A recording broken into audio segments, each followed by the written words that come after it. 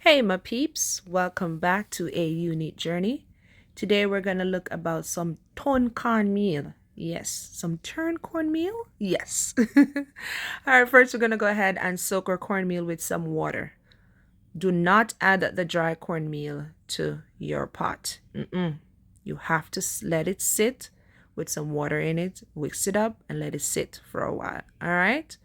And once we go ahead and let that sit for a while, we're going to add some coconut oil. If you don't have coconut oil, go ahead and add some vegetable oil to your skillet. After that, once it's heated, we're going to add some onions. We're going to add some green bell pepper and also some tomato with some garlic. Yes. Go ahead and stir that up. We're going to cook those for about 2 minutes or so. Then we're going to add our coconut milk, our scallion, diced scallion, add a little salt for taste. Yes, make sure you taste it. Some allspice. If you have pimento, you can add those too. And a little bit of butter. Now we're going to go ahead and add some thyme also with our scotchy. Yes, our scotch bonnet pepper. Whatever pepper you have, use it. But it need a little spice also, just a small amount for flavor. But if you're not a spice person, don't add any spice. Cover it up and let it come to a boil. And then we're going to go ahead and add our soaked cornmeal. Remember that soaked cornmeal? Yes. Make sure you get everything out of the container. Scrape everything. We're going to give it a good stir. And then we're going to go ahead and cover it up and let it come back to a boil. See how it looks now? Now this is the waiting season. Yes, or should I say the stirring season. We're going to stir, continuously stirring because we don't want it to burn.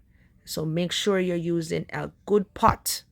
Yes, Tun Cornmeal need a good pot for it not to burn. So I'm using a non-stick pot. So therefore you see how once I move it around, yeah, there's no sticking at the bottom. Now you have to stir. To find this recipe, go ahead and click the link in the description box and you'll find all the amount of ingredients that I use.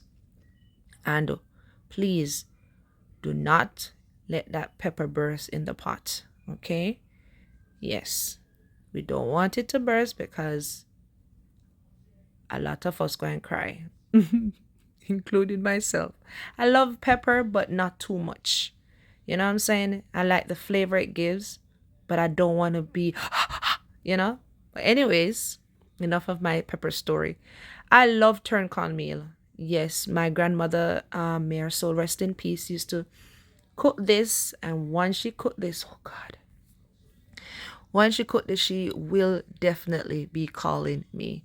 Now it's all done, as you can see, and we're going to go ahead and plate this up. Yes, I just go ahead and put it in a nice little what do you call them, something there, ramekins. Yes, we're gonna go ahead and just put it on our plate. Now I had some oxtail that I had previously cooked the day before, so I went ahead and paired it with it. Yes, some oxtail and butter beans. And I think it was a good match. Yeah, it tastes really good. One thing with Tun Cornmeal, I love the flavor of the coconut milk with the cornmeal. Oh God. It tastes good. I hope you give this recipe a try. Yes. Again, click the link in the description box and there you'll find all the ingredients. All right. Take care. Bye-bye.